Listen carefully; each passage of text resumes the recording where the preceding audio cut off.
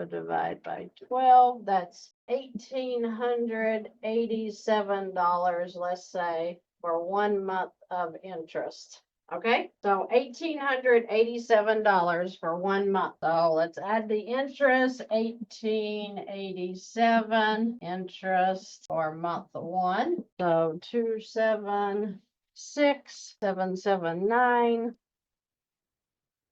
plus 1,887, 278,666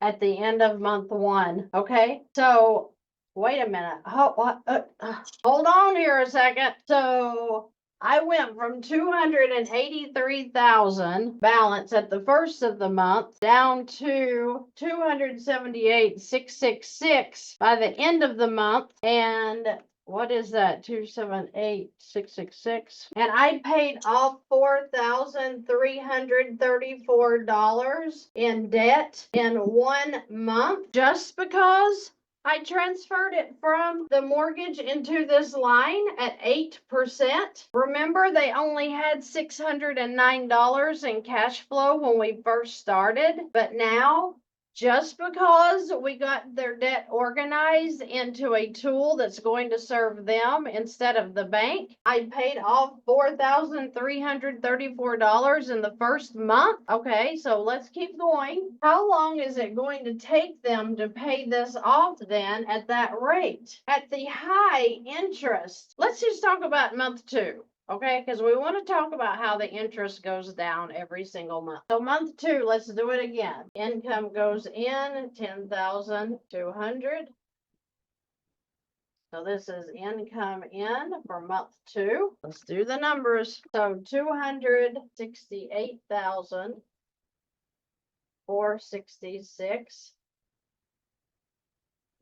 All right, I'm going to erase this because we're done with this part. There's some things of value that I didn't show you about that first lien, but it doesn't matter because we're talking about debt elimination right now. So 268,466, we have to pay our living expenses every month. So don't forget them. So we're going to have, let's say we have $4,500 in living expenses this month.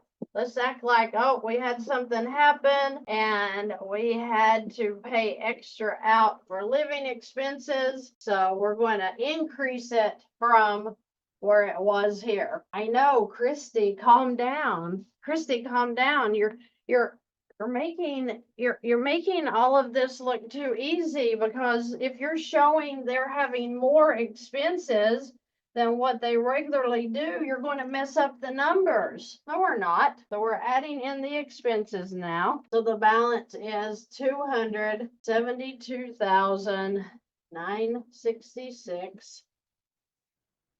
We have to add that dreaded interest in. So let's see what it's going to be, and we're going to take it off of the high being right here, 278,666. Remember, the bank doesn't do that, but we're doing it because we're excited to be alive. So we're going to say month 2 is $1,858 in interest. It's a little lower. But remember, we had higher expenses, so the interest is in. Now let's add that up. 1,858 plus 272,966. So 274,824 is our new balance at the end of month 2. Okay, so that's our balance now. We started with 283. What? We've paid off $8,176 of debt in 2 months. People, these guys only had $609 cash flow when we started, but now all of a sudden they've worked off $8,000. What happens if the refrigerator and the stove broke at the same time and they needed money? What would they do? Oh my gosh, we only have $609 in cash flow. No, we don't. In 2 months, we have paid off $8,000 in debt.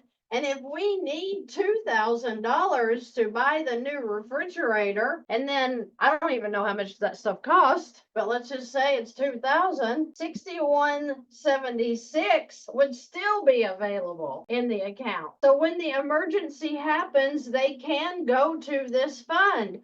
Oh, wait a minute. Is that the emergency fund that we're supposed to be sticking in some savings account in the bank? No way. No way. Did I just find an emergency fund? Okay, so let's talk about what it looks like to pay off this debt. Remember, they had 26 years left on their mortgage. How long is it going to take them to pay this debt off? When I am trying to determine what the interest charge is going to be on debt in a revolving line of credit, I take the high interest off of this, which was $1,887. That's the high. That's the highest interest they'll pay the very first month. Notice how it was going down in the second month. So if you're at the very highest on the first payment, then your last payment at payoff would be 0 interest, right?